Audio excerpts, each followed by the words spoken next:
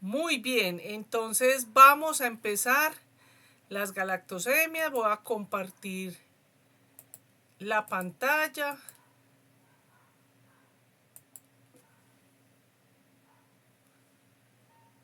Voy a dejar de colocar mi video y vamos entonces a dar inicio.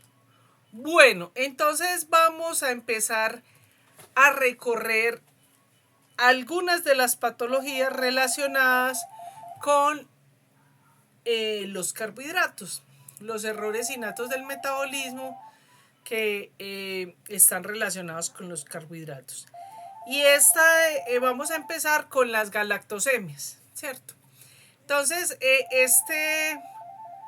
esta gráfica que es de Feducci, ¿cierto? Nos muestra aquí, un momento pongo el puntero, nos muestra entonces lo que vamos a ir viendo durante el curso, ¿cierto? Estamos aquí en la parte de los carbohidratos, pero no solamente vamos a ver esos carbohidratos que tienen que ver con las vías principales, sino que también vamos a ver moléculas complejas. La razón por la cual es, pues, o reunimos o escogimos las enfermedades que son más frecuentes de los carbohidratos, por un lado, y por el otro lado, porque nosotros tenemos esas patologías en nuestro medio y además en nuestra nueva ley de tamizaje neonatal se incluyen las galactosemias, aunque en realidad todavía no ha sido efectivo como vimos en clases anteriores. Bueno, entonces para entender el metabolismo de la galactosa tenemos que empezar a mirar qué es la galactosa y dónde está la galactosa. Les recuerdo, como les dije en otros espacios, la razón por la que yo me dediqué a estas enfermedades fue porque encontré fascinante que este tipo de enfermedades, muchas de las enfermedades de los errores innatos del metabolismo, son enfermedades que con solo eliminar el alimento implicado en la vida o el grupo de alimentos, pues puede hacer la diferencia en nuestro paciente. Puede hacer la diferencia de que no tenga ninguna discapacidad, como en el caso que vamos a ver ahorita, es decir, sordos, ciegos, con retardo mental, etc. Entonces, además porque cuando usted esté sospechando, es en especial los que se van a dedicar a pediatría, a neonatología, a neuropediatría, pues van a tener la posibilidad de, muy seguramente, de tener contacto con estos pacientes.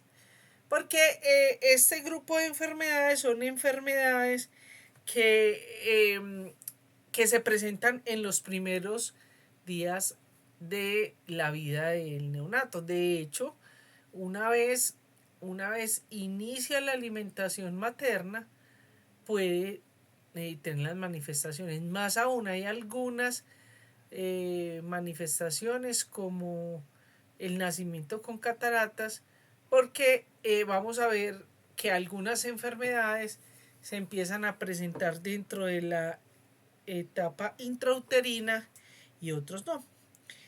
Entonces, y la galactosa, pues muy importante porque nosotros somos mamíferos, es decir, que nosotros, nuestra principal alimento en el momento del nacimiento es entonces la leche materna, que pues tiene un sinnúmero de propiedades, ¿cierto? Es una muy buena fuente de energía y pues con muchas otras beneficios que tiene la leche, pero que no las vamos a ver acá.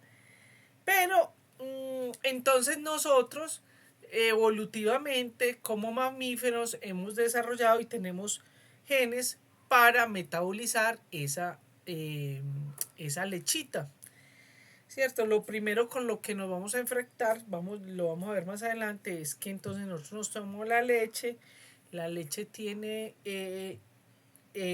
lactosa, ¿cierto? Y tenemos entonces la lactasa que va a dividir esa lactosa en, eh, en galactosa y glucosa. Pero eso lo vemos más adelante.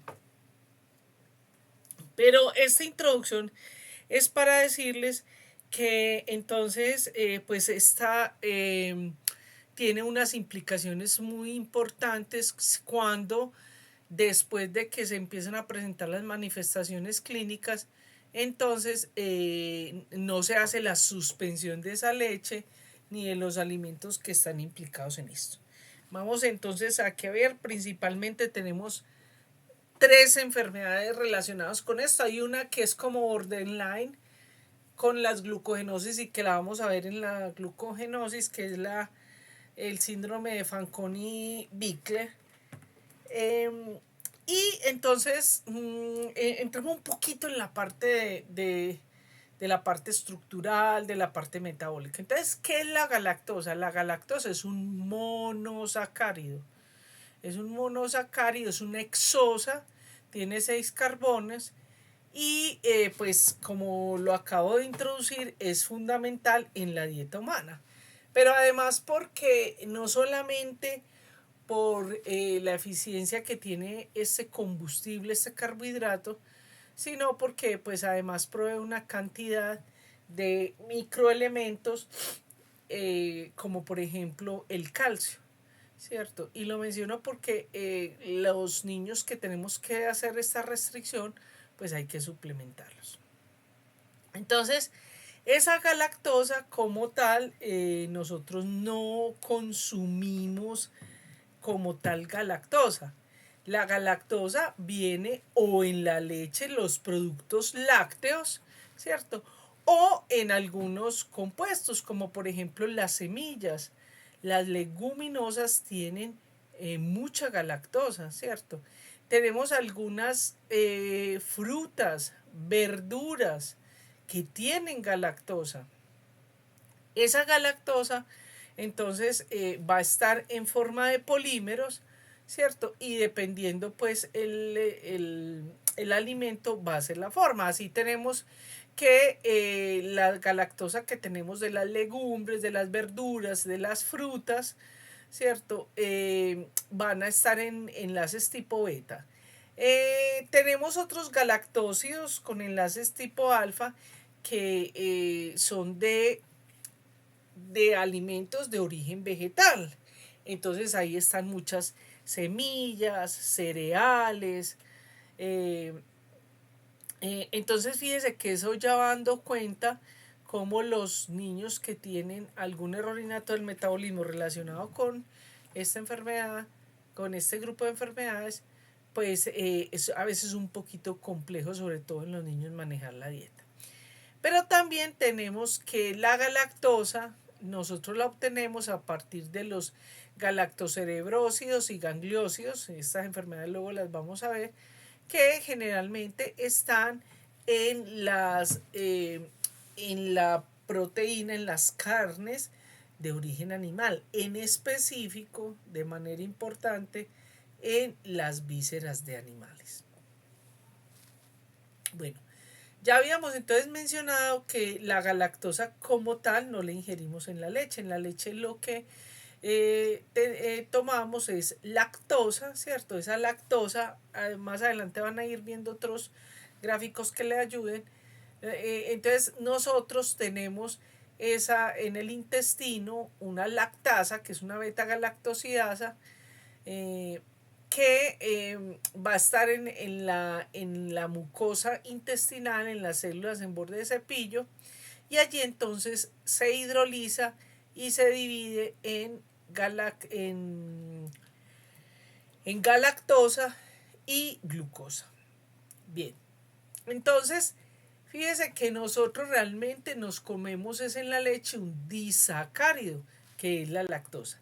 También es muy importante recordar, y ahora pues con la nueva revolución que hay en la ciencia, que no solamente para los errores innatos del metabolismo, y es que nosotros venimos evolutivamente como mamíferos programados para tener activa esa lactasa, ¿cierto? Más o menos hasta los 6 años, dependiendo pues el animal, la especie. Nosotros más o menos 6 a 10 años. Después de eso nosotros no necesitamos consumir la leche, y por eso muchas veces cuando se empieza la adolescencia o en la juventud, en años tempranos, en la tercera década de vida, se da una intolerancia a la lactosa porque ya no se produce esa lactasa, entonces no tenemos cómo metabolizarla, entonces da flatulencia, da distensión, dolor abdominal, incluso diarreas. Bueno, entonces nosotros tenemos entonces, de hecho, varias enzimas que nos van a ayudar a metabolizar esa galactosa. Entonces, como les había mencionado, ¿cierto? Esa lactosa, ese disacárido, está formado entonces por galactosa y glucosa. Entonces, la lactasa, ¿cierto? O la beta galactosidasa lo que hace es...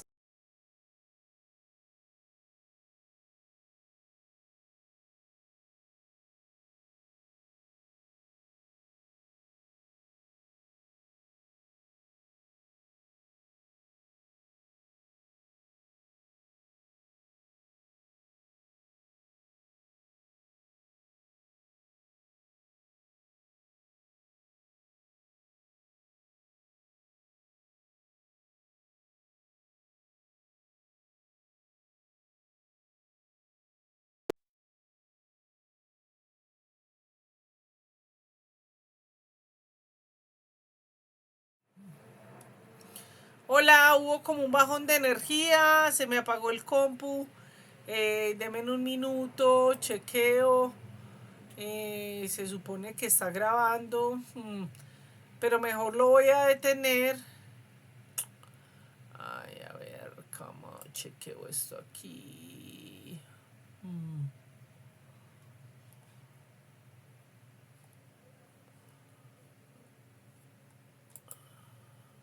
Bueno, ¿será que nos arriesgamos a dejarlo para no cortarlo? Bueno, parece que está funcionando bien. Bueno, continuemos entonces. Entonces, como les mencionaba, habíamos quedado acá. Entonces, esa lactasa o beta galactosidasa divide entonces este disacárido en dos monosacáridos, la glucosa y la galactosa.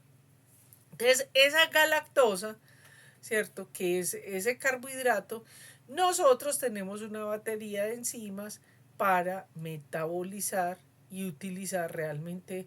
Es importante, ¿cierto? Pero cuando alguna de estas enzimas que están en el metabolismo no funciona bien, entonces vamos a tener un grupo de enfermedades que se llama galactosemias, o sea, aumento de galactosa y sus derivados en sangre. Realmente el metabolismo, las galactosemias son un poco más prevalentes que muchas otras enfermedades, errores innatos del metabolismo. Hay unos países que lo tienen más que otros, ¿cierto?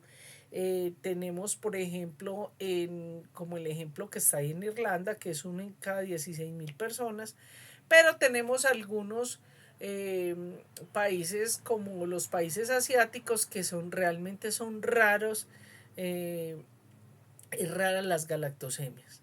En nuestro medio nosotros lo tenemos. ¿Cómo en la prevalencia? Como en todas estas enfermedades, no sabemos.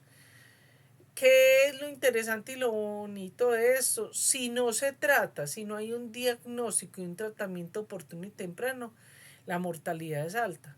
Pero simplemente con esa restricción y el manejo de los alimentos, los niños pueden llegar a ser sanos y salvos.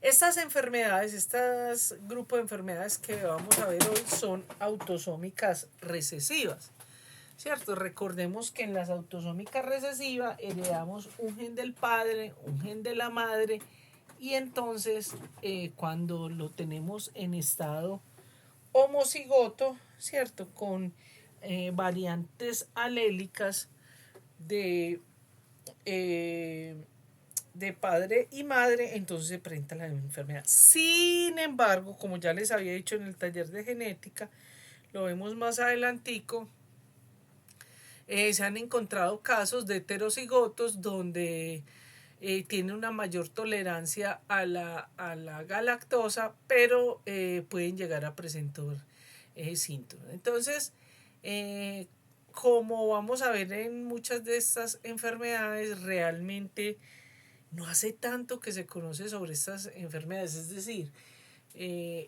la descripción completa desde las el metabolito, la molécula que está implicada en la enfermedad, realmente hace muy poco. Fijémonos acá como en 1908 más o menos von Rus vio que habían algunos niños que excretaban en la orina azúcar, ¿cierto? Ya en 1917 se desarrolló y se describió el trastorno como trastorno hereditario o galactosuria. También se le ha conocido así.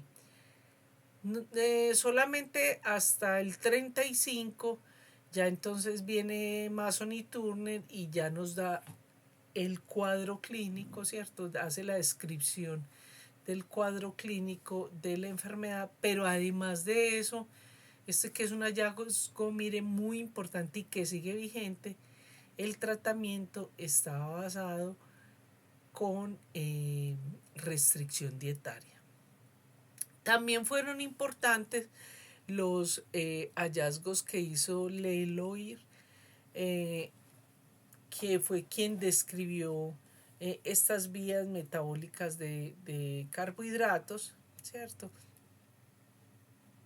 A esto se le anexó lo que vimos, el papel de gota seca o la tarjeta de Guthrie.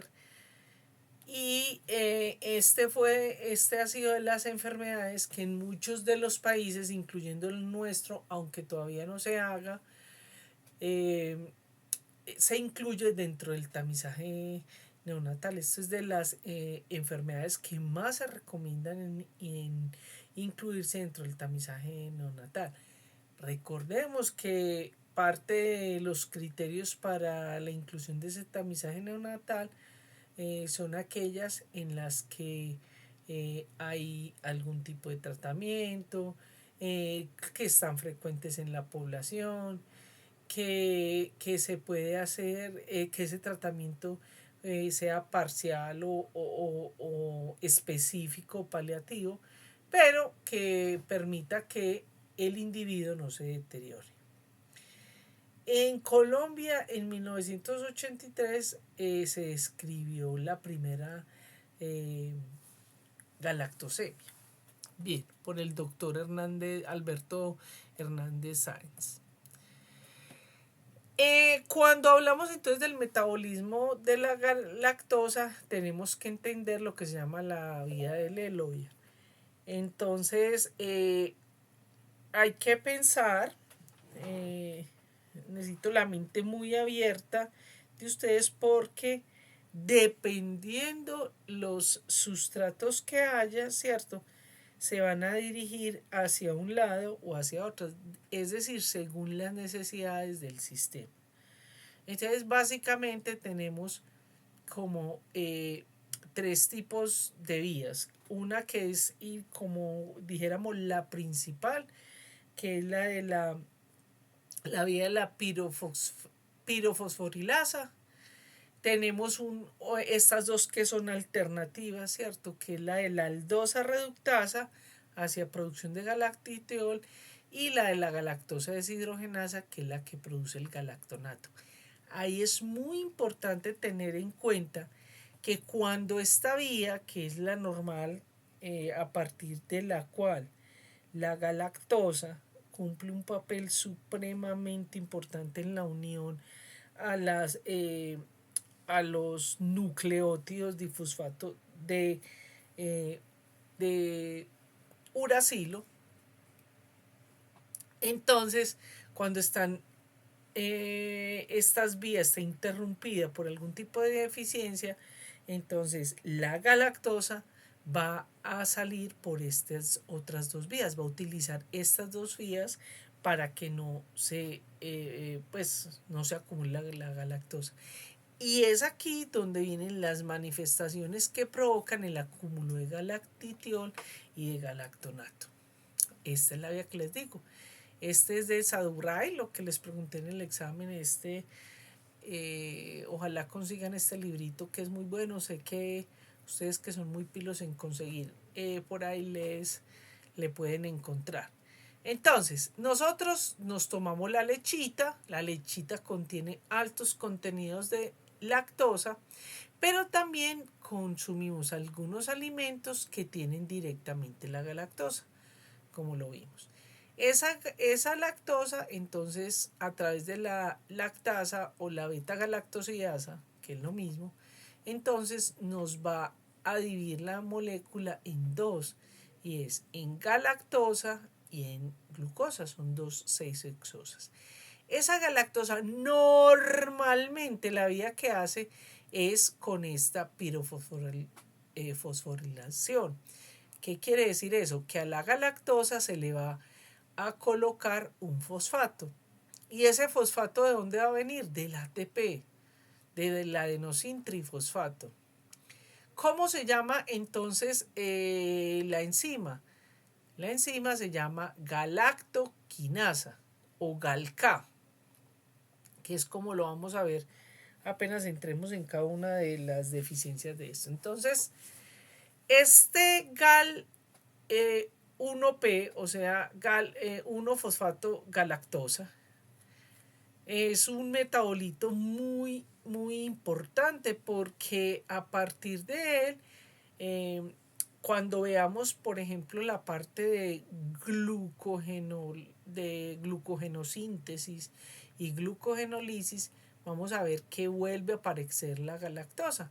Entonces, básicamente, esa galactosa 1-fosfato se le va a pegar un nucleótido de uracilo, o un nucleótido difosfato de uracilo, uridín difosfato, ¿cierto? Entonces, eso se hace a través de una enzima que es la galactosa 1-fosfato uridiltransferasa, la GALT. Si ustedes ven, muy importante esto en el diagrama, esta es una enzima que es bidireccional, de acuerdo a las necesidades del sistema, que no nos pasa con la galactoquinasa. La galactoquinasa solamente va a fosforilar, ¿cierto? Va a poner ese fosfato. Por eso, incluso esta es la implicada en la galactosemia clásica, que es un punto muy álgido e importante. Muy bien, entonces, esa galactosidasa, ¿cierto? Vamos a tener entonces que puede suceder varias cositas al mismo tiempo.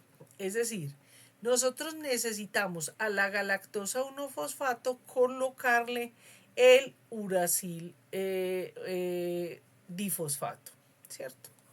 Ese uracil difosfato viene entonces como uridil difosfato glucosa. Bien, uridil difosfato glucosa. Entonces, cuando viene la enzima que es la UDP-GAL epimerasa o GALE, ¿cierto? Que también va a ser bidireccional, lo que va a hacer es que va a convertir esa glucosa que tiene dos fosfatos en un nucleótido de uracilo, le va a pasar un fosfato. Entonces la glucosa queda como glucosa 1-fosfato. Ya lo habíamos visto en otras vías. Pero cuando la epimerasa pasa ese nucleótido, lo recibe la galactosa 1-fosfato. Entonces queda ese UDP, uridildifosfato, queda en forma de UDP-gal, UDP-galactosa. Bueno, también tenemos entonces otros isómeros, no los vamos a revisar aquí, ¿cierto? Pero es para que ustedes empiecen a dimensionar qué es lo que pasa allí.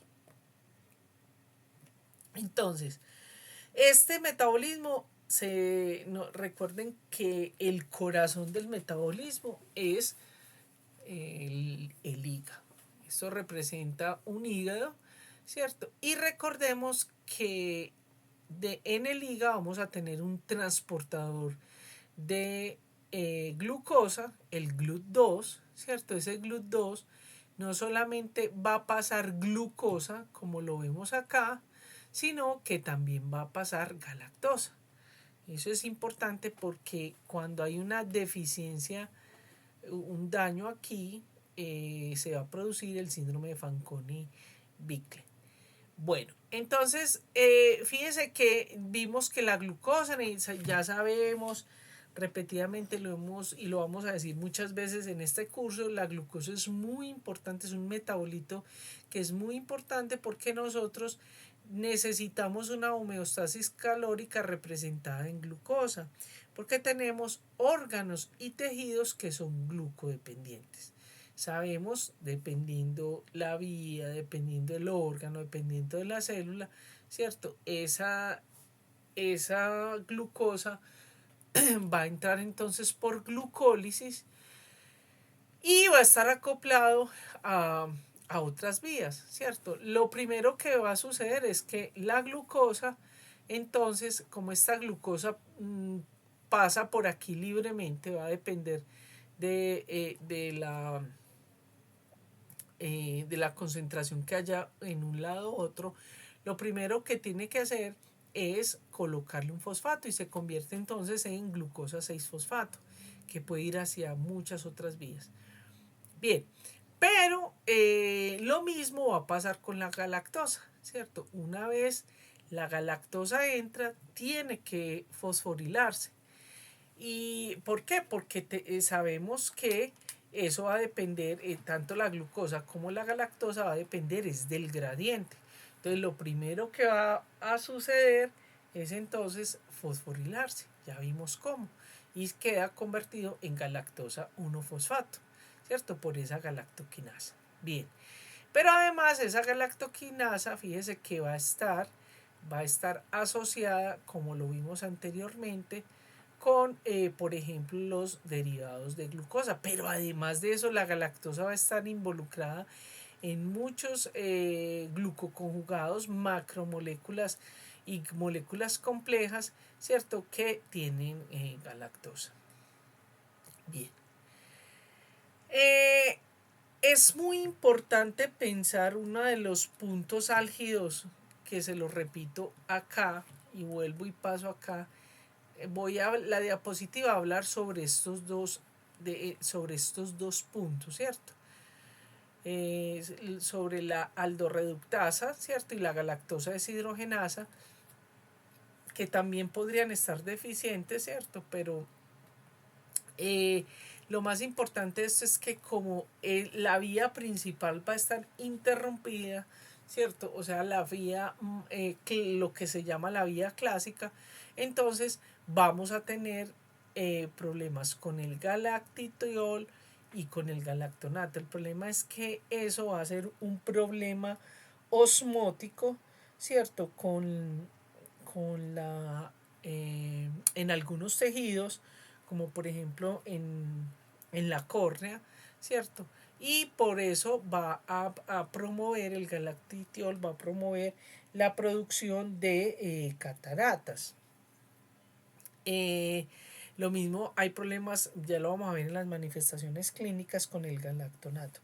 Estos niños, cuando realmente no se les diagnostica y cuando no se les hace la restricción, generalmente se van a morir. Es decir, cuando no se les ha detectado y se les sigue alimentando con leche, sea materna o sea de tarro, ¿cierto? Es decir, que tenga lactosa, entonces muchas veces lo que va a suceder es que van a morir por una septicemia. Generalmente esa septicemia va a ser por E. coli. Bueno, muy bien. Entonces, la galactosa va a afectar cuando no se restringe esa galactosa. Ese aumento de galactosa va a hacer que se produzca el galactitiol y el galactonato, con especial énfasis el problema del galactitiol, ¿cierto? Que, como ya les había mencionado, hace un efecto osmótico a nivel de la córnea, y entonces produce esa catarata. De hecho, hay niños que nacen con la catarata. Pero a largo plazo, ¿cierto?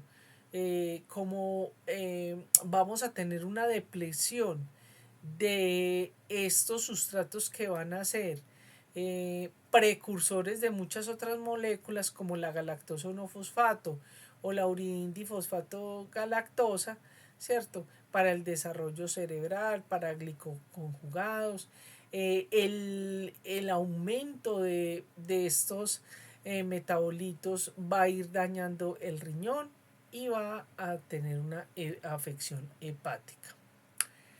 Aquí les dejo yo para que ustedes miren, como esto lo subo a YouTube, entonces no voy a, tengo que hacer un corte para mostrar el videito que les traigo.